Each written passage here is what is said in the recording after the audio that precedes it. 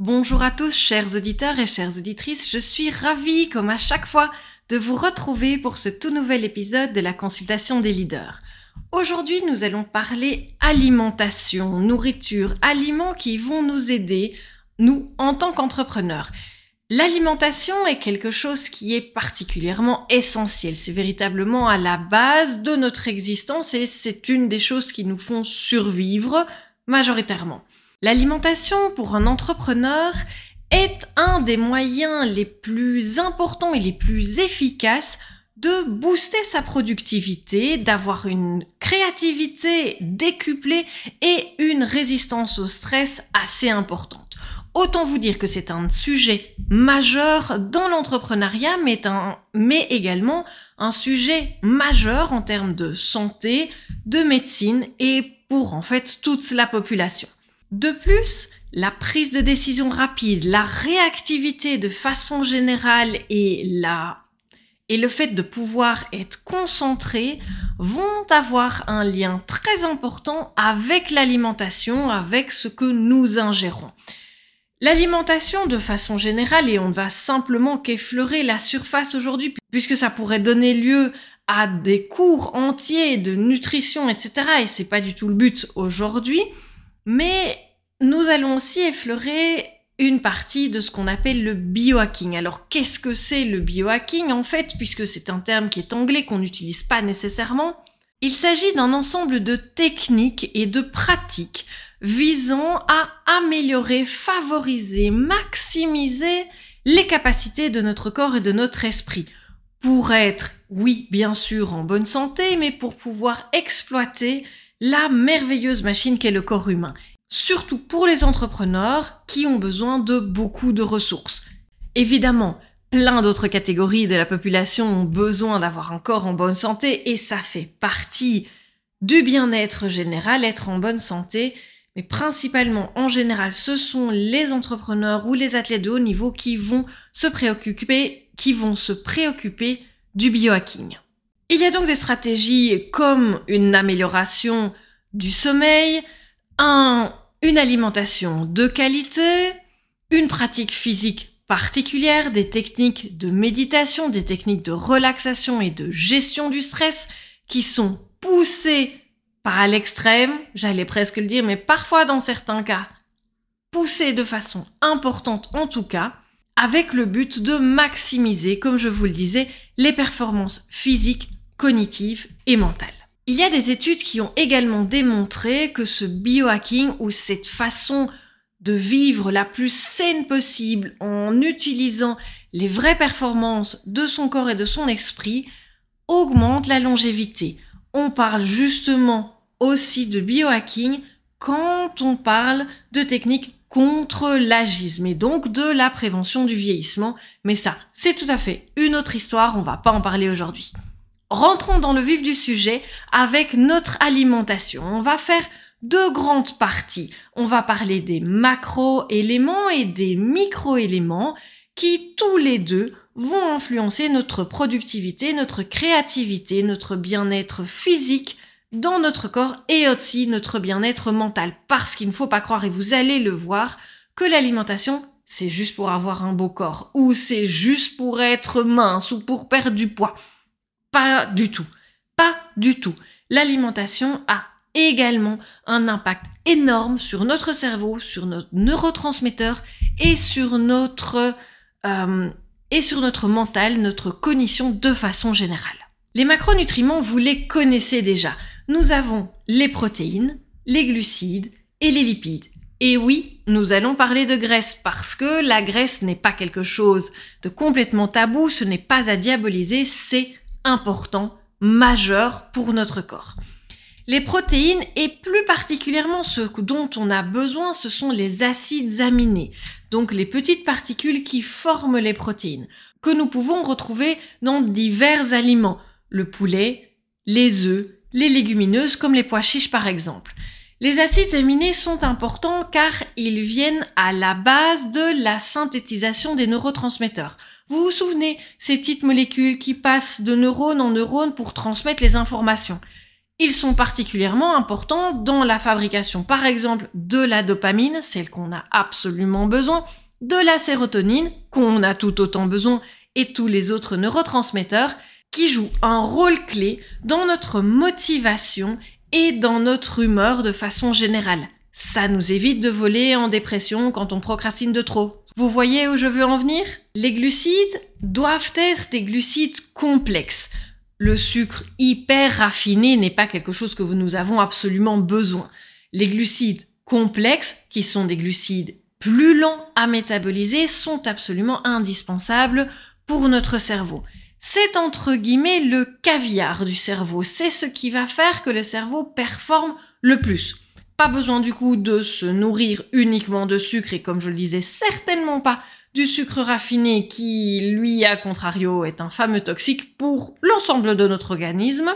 Mais nous pouvons trouver des sucres lents avec ce qu'on appelle un indice glycémique bas, ce qui veut dire que notre glycémie, donc notre sucre dans le sang, ne va pas augmenter de façon aussi drastique. Ça ne va pas faire un grand pic et puis un crash énorme où on va se retrouver en hypoglycémie. Parce que ça, le corps n'aime pas. Vous vous souvenez, dans l'épisode de l'homéostasie, on avait appris que le corps n'aimait pas avoir des très grandes variations. Il aimait plutôt l'équilibre stable.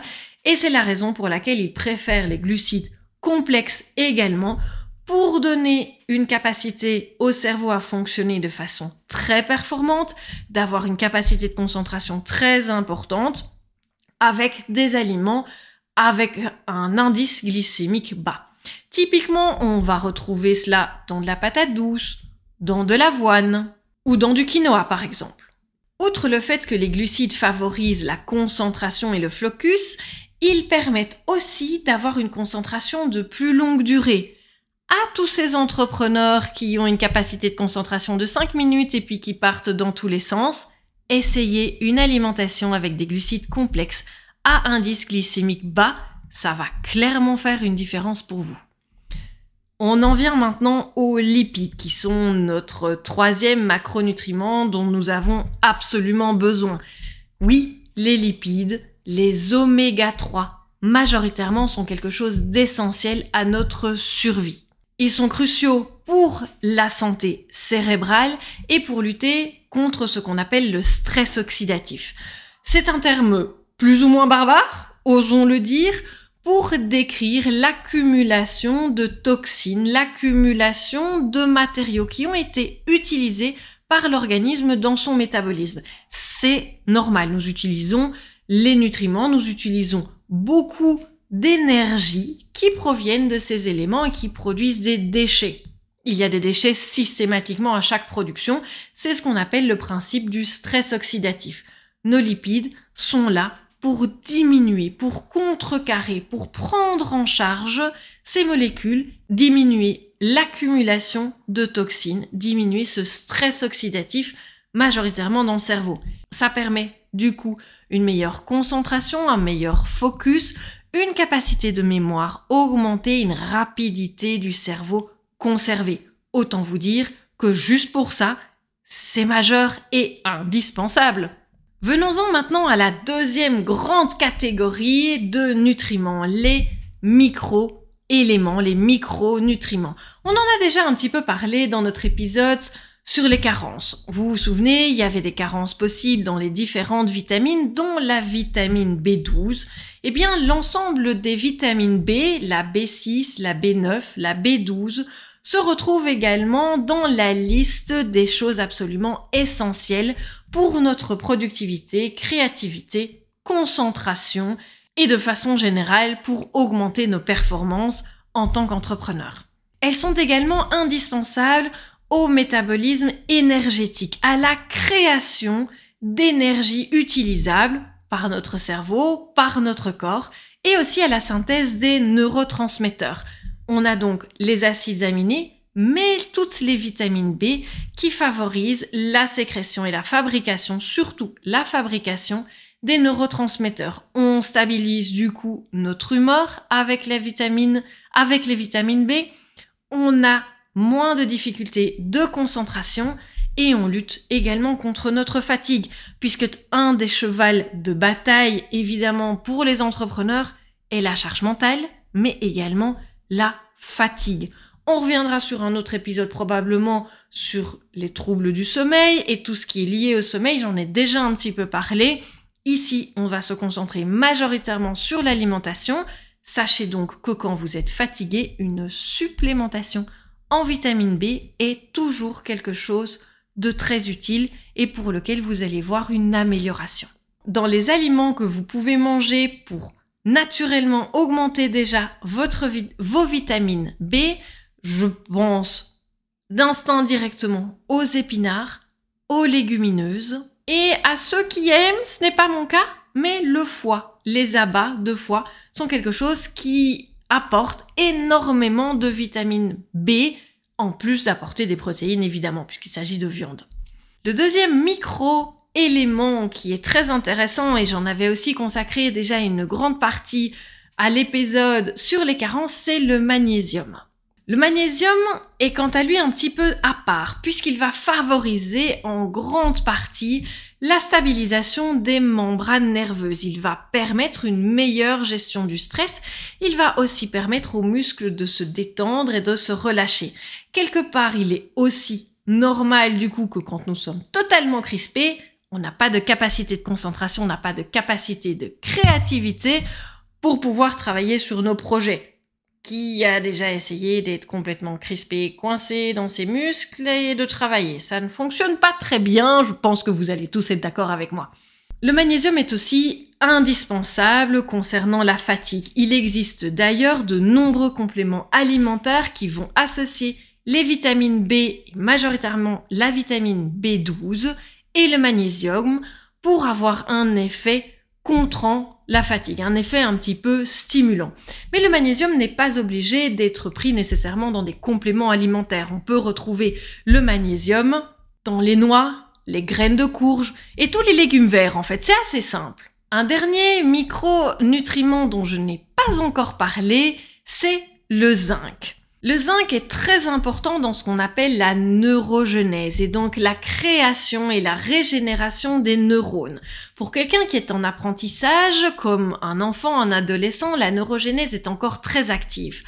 En tant qu'adulte, ça devient plus difficile. Il y a des études qui sont pour, contre, dans le sens où oui, il y a de la neurogénèse qui se fait et non, il n'y a pas de neurogénèse qui se fait. C'est un débat encore en médecine et dans les neurosciences.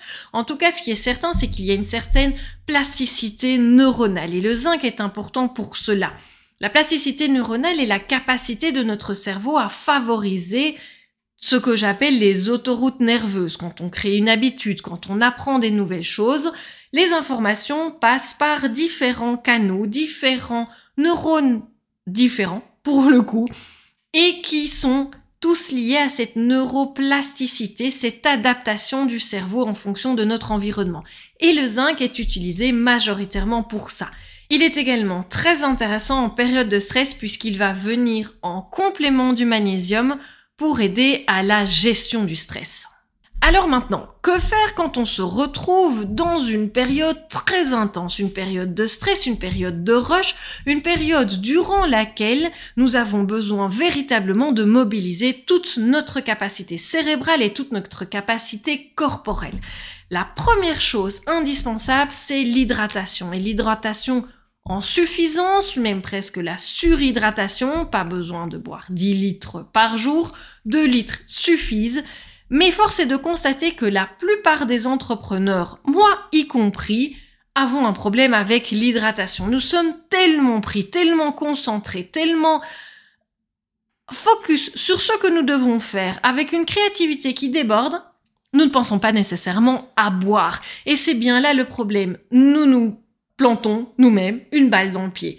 Puisque boire permet de rafraîchir au sens propre du terme le cerveau, active la circulation cérébrale, élimine les toxines, les déchets de notre stress oxydatif, puisque quand nous sommes concentrés, le cerveau fume, littéralement ou presque.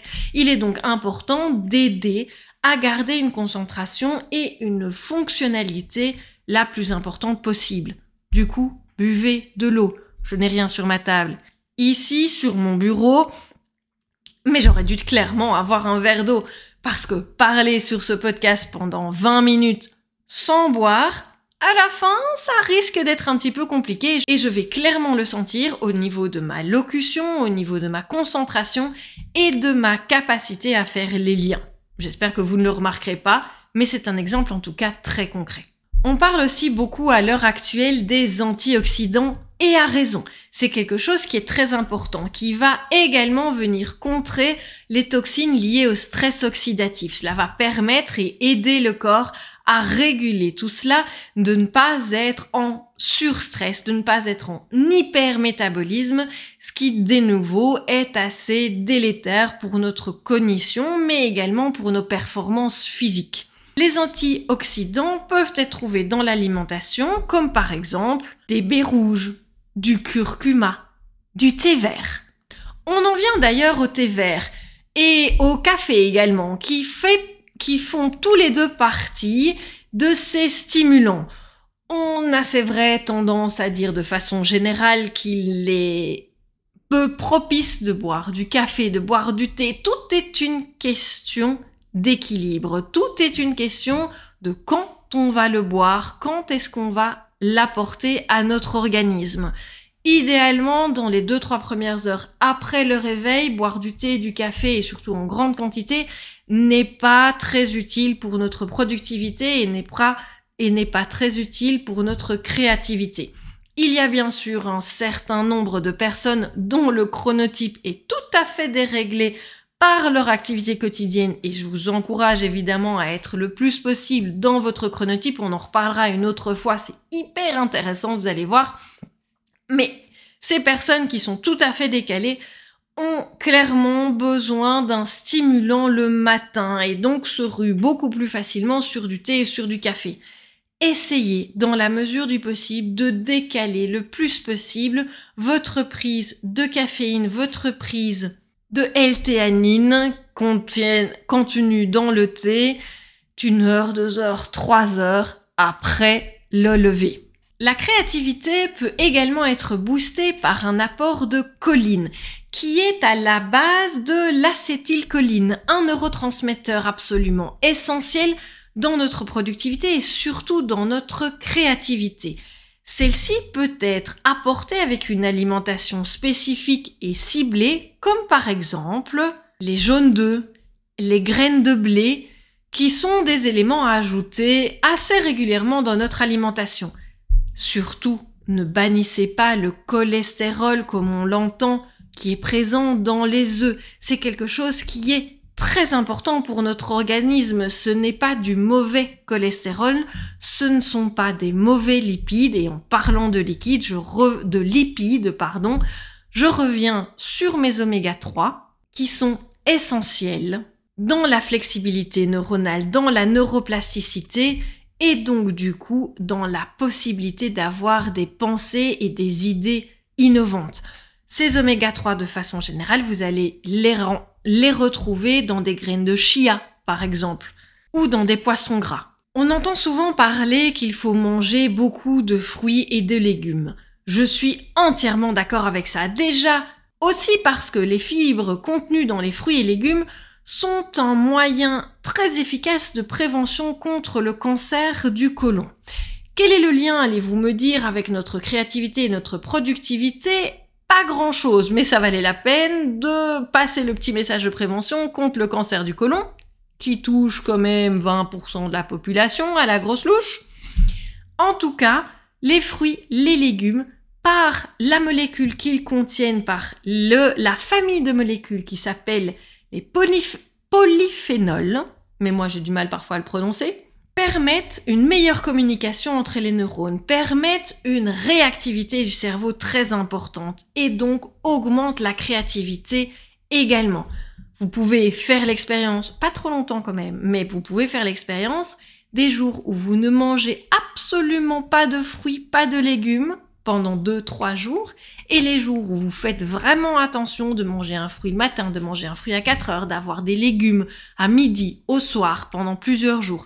Quelle est la différence entre votre créativité des jours sans légumes et fruits et des jours avec?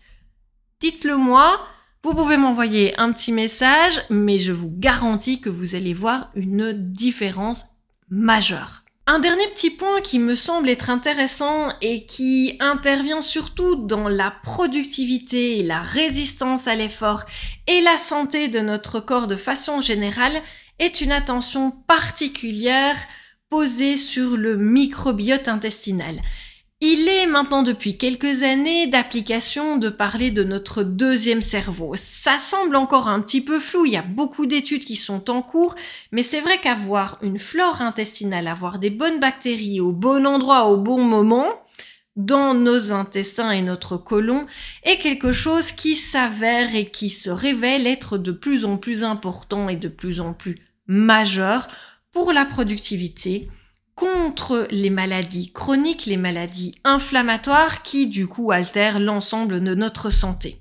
Bien entendu, il existe des probiotiques dont vous pouvez faire une cure régulièrement ou quand vous avez eu un petit dérangement intestinal, une diarrhée, une gastro-entérite, ça va bientôt arriver dans la saison. Des probiotiques pendant une dizaine de jours ne font jamais de mal. Manger des aliments fermentés comme du kéfir ou de la choucroute. On arrive en hiver, ça va être la saison également, mais tout ça, ça peut favoriser et ça peut garder votre microbiote intestinal en bonne santé et qui va aussi réduire l'inflammation de façon générale dans notre corps, favoriser notre cognition, favoriser notre mindset de façon générale. Du coup, nous avons vu une grande partie d'aliments, des choses que vous allez pouvoir mettre en place dans votre alimentation. La base est bien sûr pas de restrictions majeures, drastiques, sauf si vous avez une intolérance importante. Une intolérance au lactose, par exemple, une intolérance au fructose, une intolérance au gluten, une maladie cœliaque. Tout ça, ce sont des éléments qui sont des maladies ou des intolérances dont il faut tenir compte.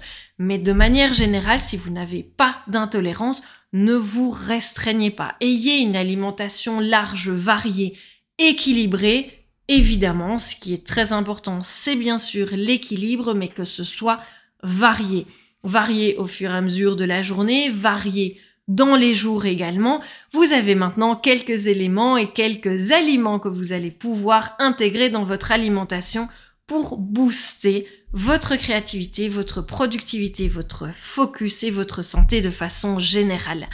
J'ai créé également pour vous une petite liste récapitulative avec tous les aliments dont nous avons parlé aujourd'hui et bien plus d'ailleurs, qui sont repris en liste en tableau avec à chaque fois leur efficacité et leurs actions sur notre corps, sur notre esprit pour favoriser un métabolisme en bonne santé et donc pour favoriser votre santé physique et mentale de façon générale et globale. Je vous invite donc à penser et à mettre en place progressivement les changements alimentaires qui sont nécessaires. Au plus simple l'alimentation est, au moins transformée l'alimentation est, au mieux évidemment elle sera assimilée et au mieux elle sera également pour votre organisme et pour votre bonne santé. Je vous invite du coup à aller voir un professionnel de la santé, une diététicienne ou nutritionniste si vous avez des questions majeures par rapport à votre alimentation ou si vous voulez qu'il y ait quelqu'un qui vous aide à vous préparer des listes, des menus types en fonction justement de ce que vous pouvez manger, de ce que vous avez envie de manger et de la manière dont vous avez envie de transformer votre alimentation pour augmenter votre créativité et votre productivité. J'espère vous avoir donné envie d'aller maintenant manger un petit bout sain, équilibré, mais surtout à revoir votre alimentation pour rester en bonne santé. Et croyez-moi, il n'y a pas que votre productivité, votre focus et votre créativité qui vous en remercieront. Je vous souhaite une agréable journée et vous dis déjà à la prochaine fois.